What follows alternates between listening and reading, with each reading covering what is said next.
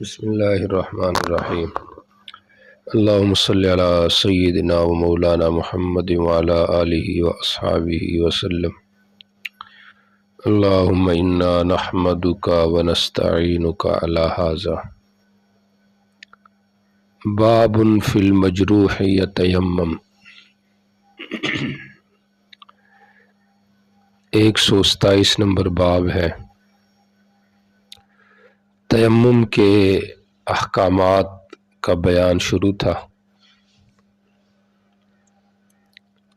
اسی کے ضمن میں امام ابو داؤد رحمہ اللہ نے زخمی آدمی کے تیمم کو ذکر فرمایا ہے۔ زخمی مریض ہی ہوتا ہے، اس کے لیے تیمم کرنا، تو اس بات ترجمہ تو بالمعنی ہے انما یکفیہ ان یتیمم، فیہ ترجمہ، اور مقصود مصنف جو ہے وہ جواز اثبات التیمم للمجروح، کہ یہ تیمم کیا ہے، جائز ہے۔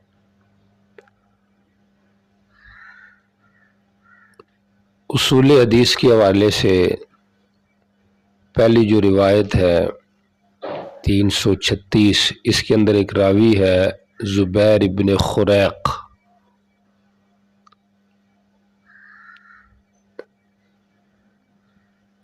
یہ ضعیف راوی ہے،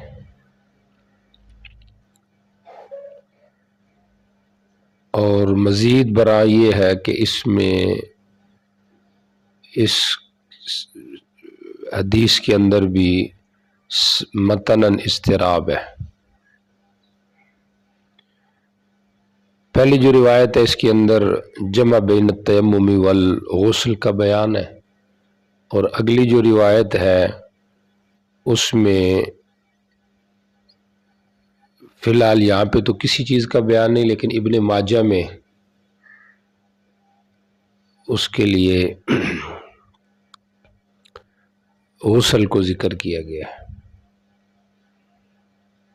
تو اضطراب اور مضطرب روایت جو ہوتی ہے وہ ضعیف ہوتی ہے۔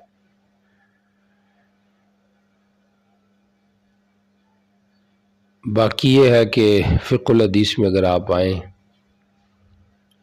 تو زخمی آدمی کے لیے تیمم، یہ تو اتفاقی مسئلہ ہے کہ یہ جائز ہے، لیکن اختلاف جمع بین التیمم والغسل میں ہے کہ تیمم اور غسل کو جمع کرنا، اس کا کیا حکم ہے۔ مالکیہ اور احناف کا مذہب یہ ہے کہ جمع بین الغسل والتیمم یہ درست نہیں ہے، بلکہ غالب کا اعتبار کیا جائے گا۔ اگر غالب جسم ٹھیک ہے تو دھو لے، اور باقی جو زخم وغیرہ ہے اس پہ تیمم کر لے، اور اگر غالب جو ہے وہ جسم خراب ہے تو پھر کیا کر لے، تیمم کر لے، غالب کا اعتبار ہے۔ اور اگر دونوں برابر ہوں، مجروح اور صحیح عضو برابر ہیں، تو پھر اس صورت کے اندر دو روایتیں ہیں۔ ایک یہ بھی ہے کہ جو صحیح ہے اس کو دھو لے، باقی کے اوپر ہاتھ پھیر لے، تو اس طریقے سے کیا کر لے، اور اختیار کا قول بھی ہے شاید۔ تو جمع بین التیمم والغسل نہیں ہے۔ حنابلہ اور شوافی کا مذہب یہ ہے کہ جمع بین التیمم والغسل کیا جائے گا، اور ان کی دلیل یہ باب کی جو روایت ہے حدیث جابر، اس کے اندر دیکھیں انما کان یکفیہ ان یتیمم ویعصر علی جرحہ، تیمم بھی کرتا اور پٹی بھی باندھتا، ثم يمسح عليها ويغسل سائر جسده، تو کیا کر لیتا، جسم کو دھوتا بھی صحیح. جنبی آدمی ہے نا، جنبی پہ غسل لازم ہے. مسئلہ تو یہ چل رہا ہے نا کہ جنبی آدمی نے کیا کرنا ہے، غسل کرنا ہے. تو ان کے یہاں تیمم بھی ہے اور اس کے علاوہ غسل بھی ہے. تو یہ چیز ہو گئی، یہ ان کی دلیل ہے. اور ہماری جو احناف ہیں اور مالکیہ ہیں، ان کے یہاں جمع درست نہیں ہے. ان کی عقلی دلیل تو یہ ہے کہ یہ جمع بین الاصل والفرع ہے جو جائز نہیں ہے. اصل اور فرع نائب دونوں کو اکٹھا کر دیا گیا ہے. تیمم نائب ہے نا غسل کا. تو جنبی کے حق میں مثلا یہ ٹھیک نہیں ہے، ویسے بھی ٹھیک نہیں ہے، اس کے حق میں بھی ٹھیک نہیں. اور مزید یہ ہے کہ جو حدیث پیش کی گئی ہے وہ حدیث خود ضعیف ہے. تو جب دلیل ہی ضعیف ہے تو عقل کی طرف تو آنا پڑے گا، قیاس کی طرف. تو بتا دیا آپ کو، پہلی روایت زبیر بن خریق کی ہے، یہ ضعیف ہے. اور کمزور ہے.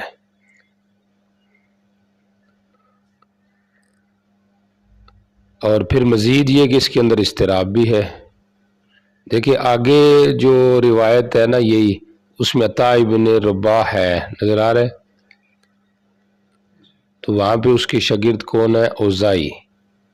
تو اوزائی نے جب اس روایت کو لیا تو اس نے جمع بین التیمم والغسل کو نہیں ذکر کیا،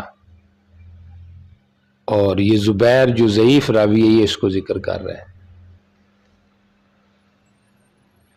تو اس لحاظ سے بھی یہ روایت کیا ہے، درست نہیں ہے، اس سے استدلال ٹھیک نہیں ہے.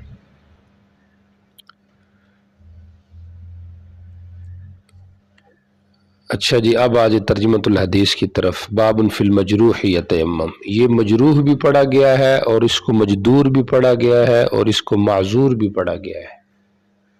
مختلف نسخے ہیں. مجدور جس کو چچڑی کی بیماری ہو، سمجھ آ رہی؟ کہتے ہیں کہ اول من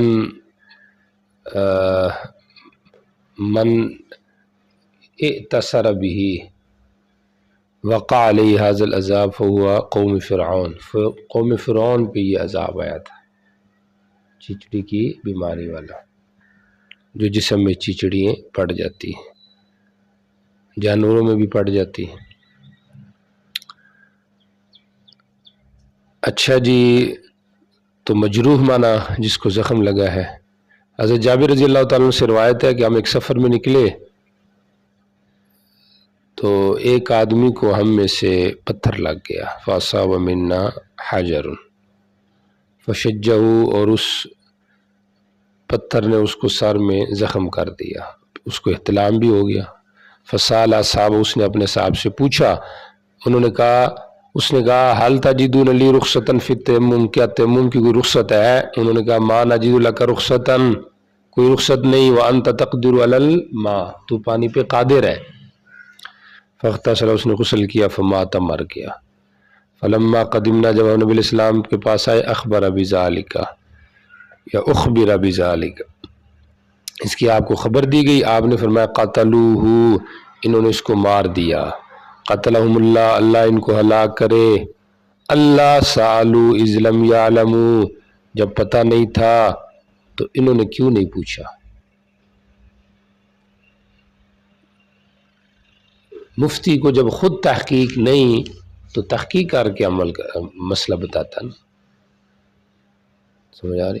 بلا تحقیق بتانا یہ تو گویا کہ نقصان ہو گیا اس کا. اسی سے پھر علماء نے یہ مسئلہ اخذ کیا ہے کہ اگر مفتی نااہل ہے اور اس سے مسئلہ پوچھا گیا تو قصور سائل ہے کہ اس نے نااہل کی طرف رجوع کیوں کیا ہے.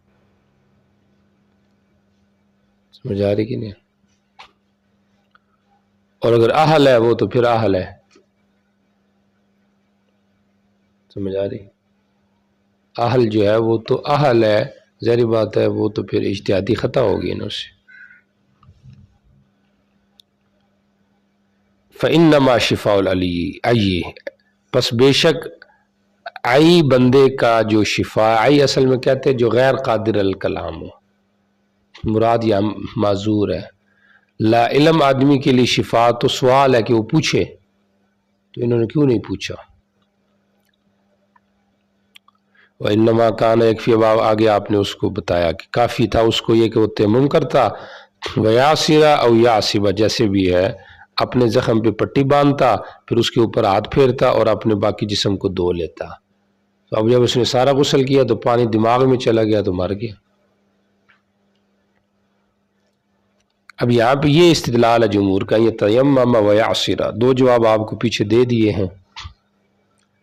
سمجھ آ رہی؟ ایک قیاس کے خلاف ہے یہ روایت، اور دوسرا عام نصوص کے خلاف، اور پھر خود روایت ضعیف. سمجھ آ رہی؟ اور پھر یہ مزید یہ کہ حدیث مؤول بھی ہے، اور تعویل یہ کی ہے بذل میں کہ یہ تیمم و من او کیا ہے کہ تیمم کر لیتا یا پھر یہ کر لیتا یا عشرہ. تو دو ہی صورتیں، یا تیمم کرنا ہے اور یا پھر یہ ہے کہ زخم پہ پٹی باندھ کے سارے جسم کو دھو کے اس کے اوپر ہاتھ پھیر لیتا. سمجھ آ رہی کہ نہیں آ رہی؟ تو تیمم کرتا یا پٹی باندھتا اور غسل کرتا. تیمم کر کے یہ کرنا دونوں یہ ٹھیک نہیں ہے، جمع بین التیمم والغسل ہمارے یہاں نہیں ہے.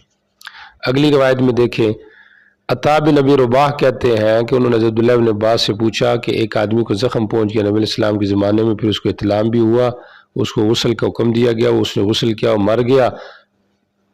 تو یہ بن عباس بتا رہے ہیں، تو وہ مر گیا تو نبی علیہ السلام کو یہ بات پہنچی، آپ نے فرمایا قتلوہ قتلہم اللہ. تو قصور کن کا ہے؟ مسئلہ بتانے والوں کا. آج بھی معاشرے میں قصور نام نہاد مولویوں کا ہے، بالفاظ دیگر ہمارا ہے.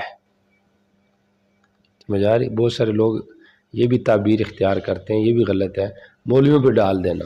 تو مولوی، ہم بھی تو مولوی ہیں نا.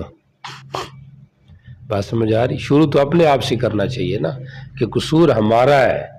سمجھ آ رہی؟ کیونکہ عام لوگوں کی نظر میں کوئی امتیاز نہیں ہے، داڑھی سب کی ہے، یہ نصاب پڑا ہوا ہے، اور پھر اس کے علاوہ جو ہے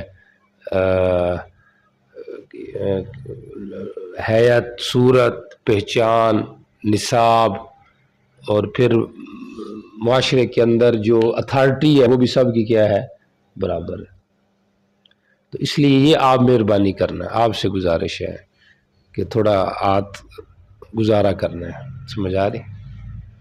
کیا کرنا ہے؟ گزارا کرنا ہے. گزارا اپنے آپ کے ساتھ کرنا ہے. آپ یہ نہیں کہنا کہ استاد ہمیں کہہ رہا ہے جی گزارا کریں. سمجھ آ رہی؟ آپ بے شک گزارا نہ کریں، لیکن اپنے آپ پہ لازمی رحم کریں. ہمیشہ اپنی غلطی نکالیں. علماء پہ جرح کرنا یہ بہت بڑی غلطی ہے. سمجھ آ رہی؟ چلے کبھی کبھی آپ کہہ لیں بھی علماء کی صورت میں لوگ دین کو بدنام کر رہے ہیں، کبھی کبھی. لیکن اگر آپ کا عمومی رویہ یہ ہوا کہ مولوی ایسے کرتے ہیں، غلط بتاتے ہیں، لوگوں کو گمراہ کرتے ہیں، قصور مولویوں کا ہے، تو یہ عموماً سوال ذہن میں آتا ہے کہ جو مبین ہے، خطیب ہے، وہ خود بھی تو عالم ہے نا. اب ما بالفرق کیا ہے کہ لوگ کہیں گے یہ مستثنا ہے باقی ٹھیک نہیں ہے، تو وہ تو پھر یہی سمجھیں گے کہ سارا جو ہے نا وہ پارٹی غلط ہے. تو یہاں پہ دیکھیں جنہوں نے مسئلہ بتایا تو غلطی تو ان کی ہے. آج بھی یہی مسئلہ ہے معاشرے میں، جتنی بھی جہالت ہے یا پریشان کن معاملات ہیں، ان کا سیرا جو ہے نا وہ صاحب منبر لوگوں کی طرف جا رہا ہے. قتلوہ قتلہم اللہ. علم یکن شفاء العی، کیا نہیں ہے معذور اور لا علم آدمی کی شفا؟ سوال. اس سے استدلال جو مقلدین ہیں وہ تقلید پہ بھی کرتے ہیں. سمجھ آ رہی؟ کہ جو آدمی غیر مجتہد ہے اس کے لیے تو تقلید ہے، وہ کسی سے پوچھے، خود تو وہ احتیاط کر نہیں سکتا، تو دو ہی راستے ہیں، یا احتیاط کرنا ہے یا کسی کے پیچھے چلنا ہے۔ یہ ایک نیا فتنہ ہے کہ جی نہ ہم احتیاط کر سکتے ہیں نہ ہم تقلید کر سکتے ہیں، تو کرنا پھر کیا ہے؟ حالانکہ کرتے تو تقلید ہی ہے نا۔ سمجھ آ رہی کہ نہیں آ رہی؟ قرآن و حدیث کو سمجھنا تو بڑا مشکل کام ہے، ایک مسئلے کو بھی سمجھنا، سمجھ لے وہ بڑی بات ہے، چاہے جائے کہ پورے قرآن و حدیث کو سمجھنا یہ بھی ایک جہالت ہے۔ جی چلے جی۔ باب بالمتيمم يجد الماء بعد ما يصلي في الوقت. وبه قال حدثنا محمد بن اسحاق المسيبي وقال حدثنا عبد الله بن نافع عن ليث بن سعد عن بكر بن سوادة عن عطاء بن يسار عن ابي سعيد الخدري رضي الله تعالى عنه قال خرج برجلان بسفر فحضرت الصلاة وليس معهما ماء فتيمم صعيدا طيبا فصليا ثم وجد الماء في الوقت فأعاد أحدهما الصلاة والوضوء ولم يعد الآخر ثم أتيا رسول الله صلى الله عليه وسلم فذكرا ذلك له فقال للذي لم يعد أصبت السنة وأجزأتك صلاتك وقال للذي توزع وعاد لك الأجر مرتين. قال أبو داود وغير ابن نافع يرويه عن الليث عن عميرة بن أبي ناجحة عن بكر بن سواد عن عطاء بن يسار عن النبي صلى الله عليه وسلم. قال أبو داود وذكر أبي سعيد بهذا الحديث ليس بمحفوظ وهو مرسل.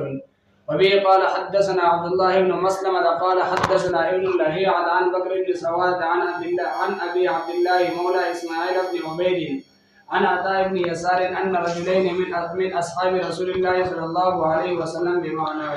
باب فی المتیمم یجد الماء بعد ما یصلی فی الوقت، وقت میں نماز پڑھ لی اب پانی پایا متیمم نے، آیا اس کی سابقہ نماز ہوگی یا نہیں ہوئی؟ ٹوٹل یہاں پہ 4 صورتیں بنتی ہیں۔ اگر بعد مرور الوقت پانی ملا ہے تو اب بالاتفاق اس کی نماز ہو گئی،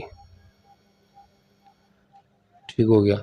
قبل ابتداء الصلاۃ پانی مل گیا ہے متیمم کو تو اب بالاتفاق اصل پہ عمل کرے گا۔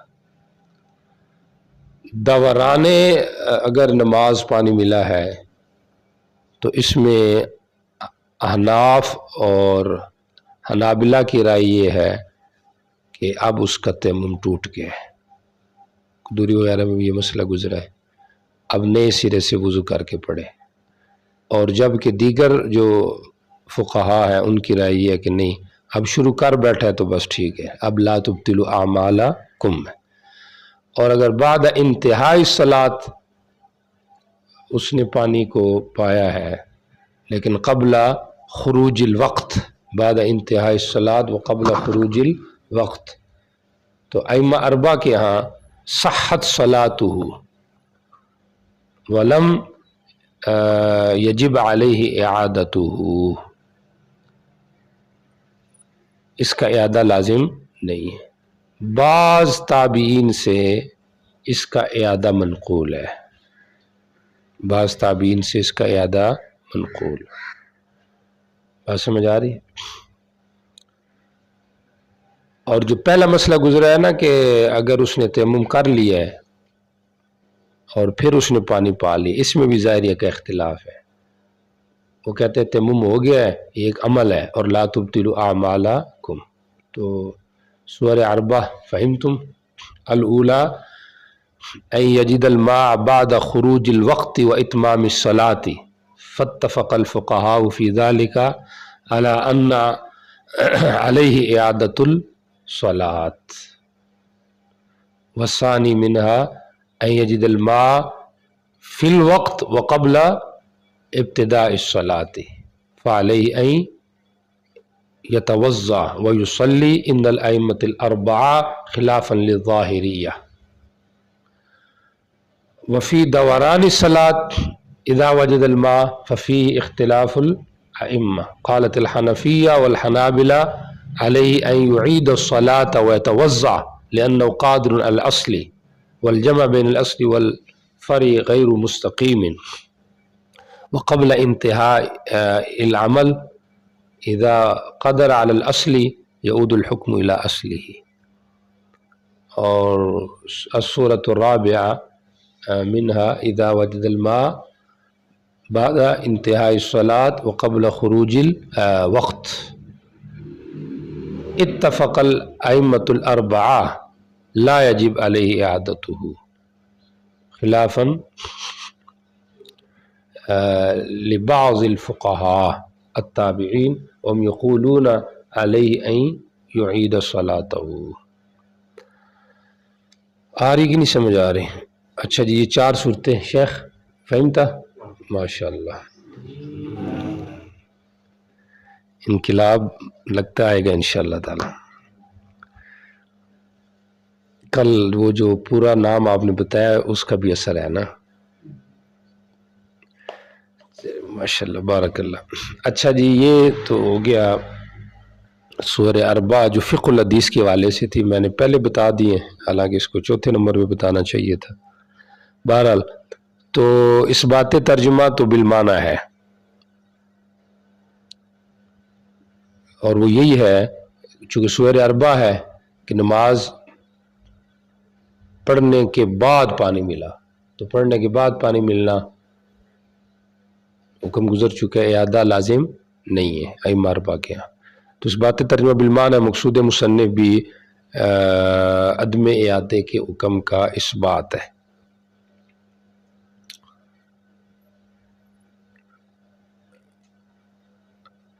اور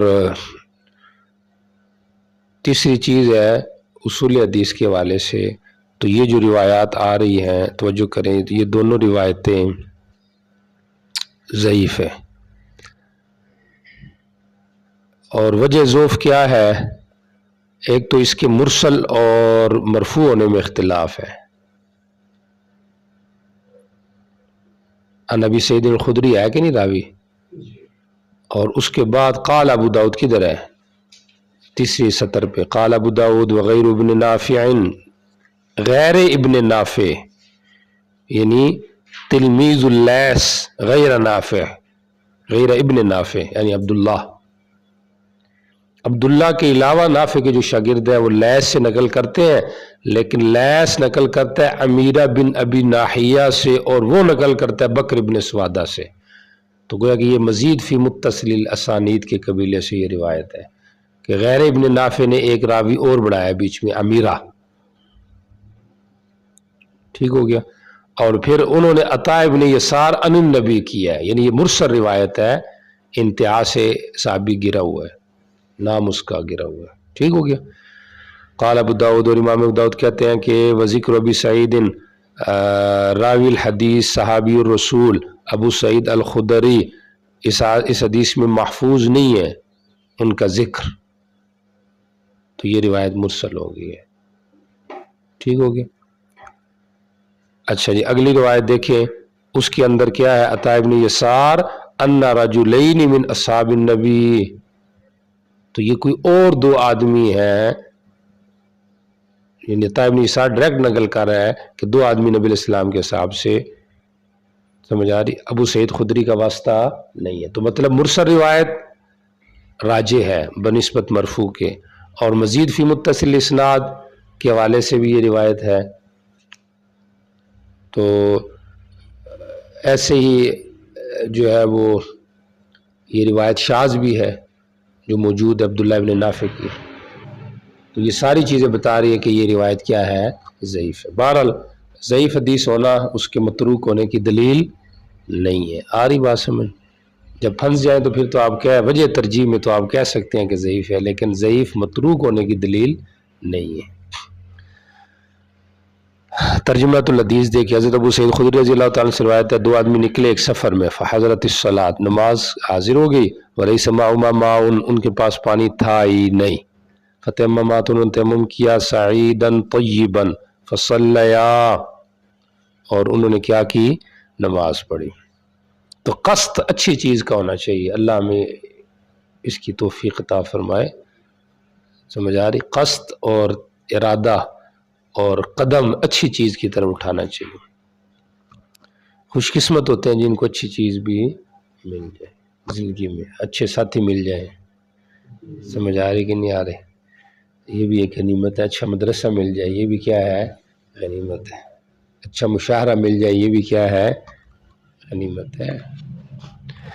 اچھا جی دیکھیں ذرا، ثم وجد الماء ما فی الوقت، پھر اس نے پانی کو پالے وقت میں، اور ان میں سے ایک نے نماز کو ادا کی، یا دونوں نے پالی پانی کو وقت میں، ایک نے نماز کی ادا کی اور وضو کا، دوسرے نے ادا ہی نہیں کیا. پھر یہ نبی اسلام کے پاس آئے اور یہ بات آپ کے سامنے ذکر کی. فقال للذی لم یعد، جس نے ادا نہیں کیا ادا میں، اصبت السنہ. سمجھ آ رہی کہ نہیں؟ بہت اچھا کیا ہے، سنت کو پایا ہے. وَأَجْزَأَتْ کا صلاتُ کا، تیری نماز تجھے کافی ہے. وقال الذی توضأ، اور جس نے وضو کیا اس کا عادہ وعادہ کہ لکل اجر مرتین، تجھے ڈبل اجر مل گیا، ایک فرض کا اور دوسرا نفل کا. تو ٹھیک ہو گیا، نفل ہو گیا. ہوگی مسئلہ سمجھ؟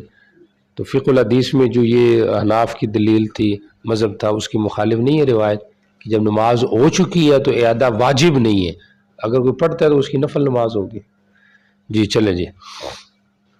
باب في الغسل للجمعة. وبه قال حدثنا أبو داود ربيع النافع قال حدثنا معاوية عن يحيى قال أخبرني أبو سلمة بن عبد الرحمن أن أبا هريرة رضي الله تعالى عنه أخبره أن عمر بن الخطاب بينه ويخطب يوم الجمعة إذ دخل رجل فقال عمر أتحتبسون عن الصلاة؟ فقال الرجل ما هو إلا أن سمعت النداء وتوزأت. قال عمر والوضوء أيضا أو لم تسمعوا رسول الله صلى الله عليه وسلم يقول إذا أتى أحدكم الجمعة فليغتسل. باب فی الغسل للجمعۃ، طہارت واجبہ کو ذکر کرنے کے بعد فیذکر الطہارۃ المسنونہ مثلا فی الجمعۃ وفی حالت قبولیت الاسلام، اس کو بیان کر رہے ہیں. گو کہ جمعہ کا غسل طہارت میں تھوڑی عجیب سا معلوم ہو رہا ہے، چونکہ عموماً محدثین جیسے امام بخاری وغیرہ جو ہے اس کو کتاب الصلاۃ میں ذکر کرتے ہیں، جمعہ پھر جمعے کے ضمن میں یہ مسائل، لیکن مصنف نے یہاں اور مقصد کے لیے بیان کیا ہے. اشارہ اس طرف ہے کہ طہارت واجبہ بھی ہوتی ہے جیسے کہ حدث اصغر اور اکبر سے، اور مسنونہ بھی ہوتی ہے جس طرح کہ جمعہ کے لیے. سمجھ آ رہی؟ اور مستحبہ بھی ہوتی ہے جس طرح اسلام کے لیے، اس کو مسنون کہہ لیں یا مستحب کہہ لیں. تو مصنف کے مطمح نظر یہ بات تھی، تو اس لحاظ سے اس کا ذکر یہاں پہ ٹھیک ہے، ورنہ اس کا ذکر آگے بھی آ رہا ہے، کتاب الصلاۃ میں بھی جمعہ کے مسائل کا ذکر آئے گا، تو وہاں پہ بھی جمعہ کے حوالے سے باقی دیگر احکام آئیں گے. یہ تو ہو گیا، ما قبل سے اس کا ربط ہو گیا. دوسرا جمعہ بھی پڑھا گیا ہے، جمعہ بھی پڑھا گیا ہے، جمعہ بھی پڑھا گیا ہے. البحث الثانی فی تحقیق لفظ الجمعۃ بضم المیم او بالسکون او بفتحها. اذا كان بالفتح فمعناه الجامع، یعنی هذا یوم جامع للناس، اور فإذا كان بالضمۃ او بالسکون فمعناه واحد، اور اس کی وجہ یہی ہے کہ جہاں پہ فعل کا وزن ہوتا ہے تو فعل ہو جاتا ہے، چیز ایک ہی ہے، تو وہاں پہ المجموع فی مراد ہے، یعنی یوم المجموع فیہ، جس میں لوگوں کو اکٹھا کیا جاتا ہے. ٹھیک ہو گیا؟ تو بہرحال وہ پھر مصدر ہو جائے گا، تو اس لحاظ سے پھر یہ مجموع فی کے معنی میں ہو جائے گا. یہ تو اس کا لغوی تحقیق تھی، اور یہ جو وجہ تسمیہ بھی بیچ میں آ گئی نا، وجہ تسمیہ بھی. باقی یہ نام اسلامی ہے جاہلی ہے، اس میں اختلاف ہے مورخین کا. کوئی کہتے ہیں کہ جاہلی ہے، شروع سے چلا آ رہا ہے، کیونکہ ایک روایت میں آتا ہے حدیث ابن عباس ان اللہ جمع فیہ الخلق، فیہ خلق آدم علیہ السلام کی تخلیق اس میں اللہ نے اکٹھی کی، تو اس لحاظ سے یہ جمعہ ہوگی. کسی نے کہا نہیں یہ اسلامی نام ہے، پہلے اس کو عروبہ کہا جاتا تھا، اسلام نے اس کو جمعہ کا نام دیا. اور پھر کسی نے کہا کہ جمعہ کا نام انصار نے دیا، چونکہ اسد ابن زرارہ جو تھے صحابی رسول، یہ جمعہ پڑھاتے تھے آپ کے تشریف لانے سے پہلے، تو اسی نام کو جمعہ رکھا گیا. باقی رکھا گیا. اور کسی نے کہا کہ نہیں، دارالندوہ میں قریش جمع ہوتے تھے اس دن میں، اور کسی نے یہ کہا کہ اجداد نبی صلی اللہ علیہ وسلم سے غالباً کعب بن لؤی ہیں، تو وہ لوگوں کو اکٹھا کر کے واعظ نصیحت کرتے تھے، تو اس لحاظ سے یہ جمعہ ہے. بہرحال جمعے کا نام جو ہے یہ اسلامی تو معروف ہے ہی ہے، اس سے پہلے بھی اس کی کچھ نہ کچھ سند موجود ہے. اب آ جائیں، چونکہ باب تھوڑا لمبا ہے اس لیے فقہ الحدیث پہلے بتا دیں گے، اور روایت میں کوئی بات ہوئی تو ساتھ ساتھ چلتی جائے گی. اصول حدیث کے حوالے سے غسل جمعہ فی اختلاف الائمہ هل هو واجب او مستحب، فیقول الظاہریہ هو واجب، هو واجب، لأن آ رہی نا سمجھ؟ ان کی دلیل یہ ہے کہ اس میں امر کا صیغہ ہے، اذا اتى احدكم الجمعة فليغتسل، وأيضا في الحديث حق على المسلم أن يغتسل، والحق بمعنى الثابت والثابت بمعنى الواجب، يعني واجب. فهمت؟ وأيضا فيه يعني في ترك نكير وهو علامة للوجوب، وجوب کے ترک پر کیا ہوتی ہے؟ نکیر ہوتی ہے، استحباب کے ترک پر نہیں ہوتی. استحباب کے ترک پر بھی نہیں ہوتی اور عمل پر بھی نہیں ہوتی. یہاں آج کل بھی تھوڑا یہ مسئلہ سمجھنا ضروری ہے کہ استحباب کے کیا کہتے ہیں اس کو، وجوب کے ترک پہ نکیر ہوتی ہے، سمجھ آ رہی؟ وجوب کے ترک پہ کیا ہوتی ہے؟ نکیر ہوتی ہے. یہ علامت ہوتی ہے کہ یہ کیا ہے، استحباب کے ترک پر نکیر، عمل پر بھی نہیں ہوتی. تو ترک پہ نکیر تو ہم نہیں کرتے، لیکن عمل پہ ہم نکیر بعض اوقات کر لیتے ہیں، سمجھ؟ تو آپ تو اس لیے آپ نے اس میں بھی مہربانی کرنی ہے کہ آدمی اگر کوئی مستحب عمل کر رہا ہے اور وہ اس کو سنت کا درجہ نہیں دے رہا، سمجھ آ رہی، اور اس کا ظاہر اور متبادر بھی یہی ہے کہ اس کی مدامت استحبابی درجے میں ہوگی، سمجھ آ رہی. ورنہ تو یہ ہونا چاہیے کہ استحباب مدامت کا حکم ہی ختم ہو، بھی استحباب کوئی بھی استحباب اس پہ مدامت نہ کی جائے. اب سفید کپڑے مستحب ہے، اس پہ نہیں مدامت کرنی، سمجھ آ رہی، اور زلف مستحب ہے، اس پہ مدامت نہیں کرنی، سمجھ آ رہی. تو بہرحال یہ ہے کہ استحباب کے ترک پر بھی نکیر نہیں اور عمل پہ بھی نہیں. ہاں جہاں پہ شبہ یہ ہو رہا ہو تو پھر وہاں پہ ذرا احتیاط سے کام کرنا چاہیے. یہ ہوگی مسئلہ. تو ہمارے دلائل یہ ہیں کہ حدیث میں آتا ہے کہ جس طرح کہ آ رہا بھی ہے کہ من اغتسل یوم الجمعۃ فنعمت، بلکہ اگلا پورا باب اسی کے اوپر ہے، من توضأ فبها ونعمت، اگلا جو باب ہے، جس نے وضو کیا تو اس نے بہت اچھا کیا. تو ترغیب ہے، تو ترغیب استحباب پہ ہوتے ہے، وجوب میں تو آرڈر ہوتا ہے کہ کرنا ہی کرنا ہے، سمجھ آ رہی. اور امر استحباب کے لیے بھی آتا ہے، سمجھ آ رہی. اور پھر چونکہ یہاں پہ عذر بھی تھا تو اس عذر کی وجہ سے استحباب کو ذرا مؤکد کر دیا گیا کہ لازمی غسل کر کے آ کے رہے، تاکہ مسجد کے اندر کسی کو تکلیف، کلاس میں کسی کو تکلیف نہ پہنچے. تو اس لیے وہ کمرے میں کیا لگا دیتے ہیں، سپرے، تو وہ بھی آپ چھڑک سکتے ہیں، کوئی مسئلہ نہیں. اچھا جی دیکھیں ذرا، تو یہ اختلاف ذہن میں آ گیا، وجوب کے دلائل بھی ذہن میں آ گئے ہیں. اذا اتى احدكم يوم الجمعة فليغتسل حق على الرجل، سمجھ آ رہی، اذا اتى الى الجمعة فليغتسل او كما قال. وايضا في نكير عمر على عثمان کہ توضأت فقط ولم تغتسل، فالنكير لا يكون الا على الواجب. ودلائل الجمهور في الباب اللاحق في احاديث كثيرة وفي احاديثها الترغيب الى الغسل لا الى الوجوب، ترغیب ہے. اور باقی جو حدیث میں امر ہے یا وجوب سمجھ میں آ رہا ہے وہ عارض کی وجہ سے تھا، وہ بھی اس حدیث میں آ رہا ہے کہ مسجد چھوٹی تھی، لوگ گرمی ہوتی تھی، پسینے چھوٹتے تھے، تو پھر لوگوں کو بدبو آنے کا ڈر تھا، اس لیے آپ نے کہا کہ غسل کیا کرو۔ بات سمجھ آ رہی؟ اچھا جی، اب آ جائیں ذرا ترجمۃ الحدیث کی طرف۔ حدیث اول دیکھیں۔ اچھا، فقہ الحدیث میں ایک اور بات بھی سمجھیں، جنبی آدمی فی یوم الجمعہ اذا یغتسل لجنابتی هل یکفی لغسل جمعتی ام لا، اس کی جمعے کے غسل کے لیے کفایت کرے گا کہ نہیں کرے گا؟ تو ہمارے ہاں کر جائے گا، مطلقاً کرے گا، اور جمہور کیا نیت ضروری، اگر نیت کرے گا تو غسل مسنون ہو جائے گا، ورنہ نہیں ہوگی نیت۔ سمجھ آ رہی؟ اگلا اختلاف بھی سمجھیں کہ یہ جو غسل ہے یہ للجمعہ ہے یا لیوم الجمعہ یا لصلاۃ الجمعہ۔ تو اس میں امام محمد اور حسن بن زیاد وغیرہ کی رائے یہ ہے کہ یہ جو ہے یہ غسل جو ہے وہ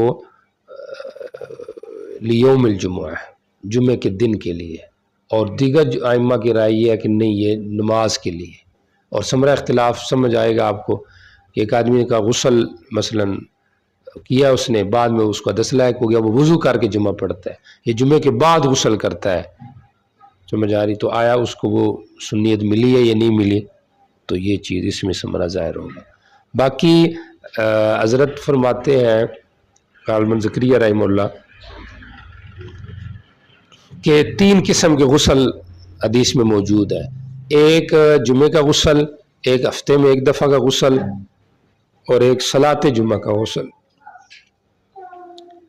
لصلاۃ الجمعہ، لیوم الجمعہ، اور فی کل اسبوع، جمعہ فی کل اسبوع فی کل سبت۔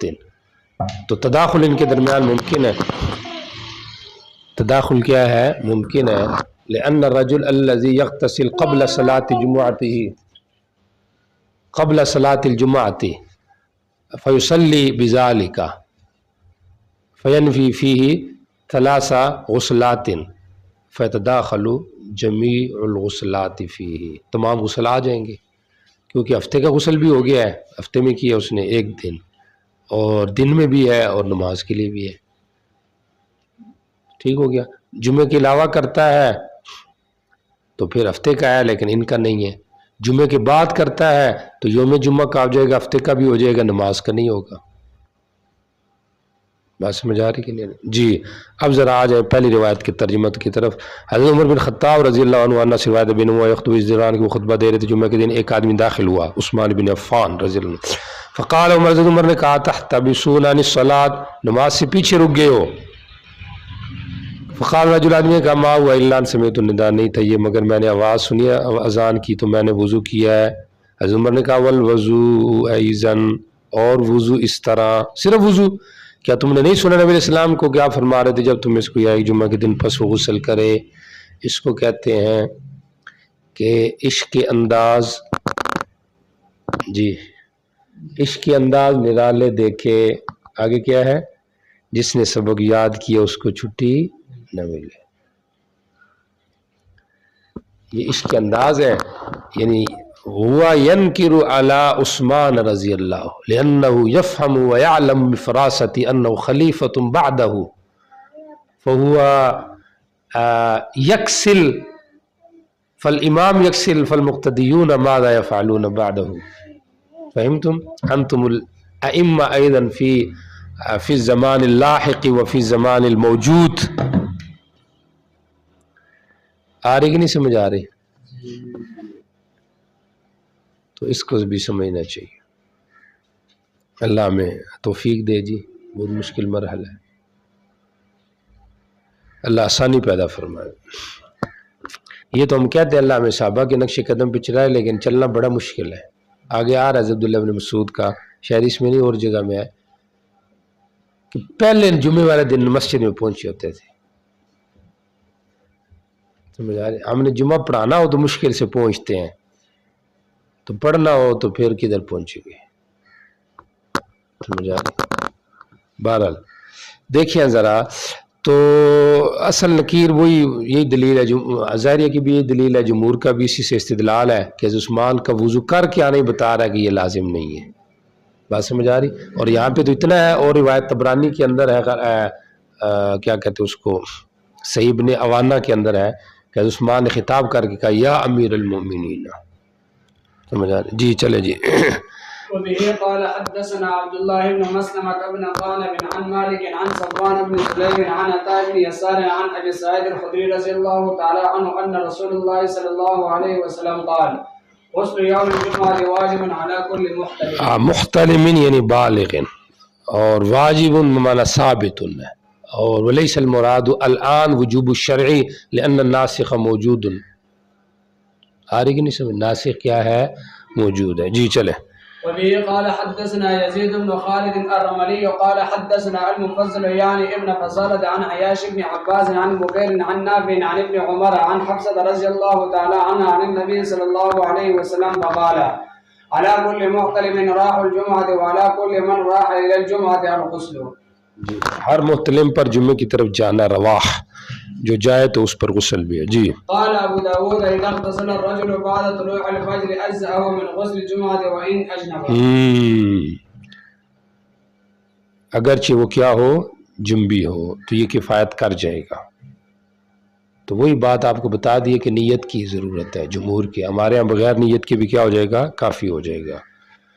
جی چلے. وبه قال حدثنا يزيد بن خالد بن يزيد بن عبد الله بن موهب الرملي الحمداني وحدثنا عبد العزيز بن يحيى الحراني قال حدثنا محمد بن سلمة وحدثنا موسى بن اسماعيل حدثنا حماد وهذا حديث محمد بن سلمة عن محمد بن اسحاق عن محمد بن ابراهيم عن ابي سلمة بن عبد الرحمن قال يزيد وعبد العزيز في حديثهما عن ابي سلمة بن عبد الرحمن وابي امامة بن سهل عن ابي سعيد الخدري رضي الله وابي هريرة رضي الله تعالى عنهما وعنهم اجمعين قال رسول الله صلى الله عليه وسلم من اغتسل يوم الجمعة ولبس من احسن ثيابه ومس من طيبه ان كان عنده ثم اتى الجمعة فليتخطى اعناق النار ثم صلى ما كتب الله تعالى له ثم انصت اذا خرج امامه حتى يفرغ من صلاته كانت كفارة لما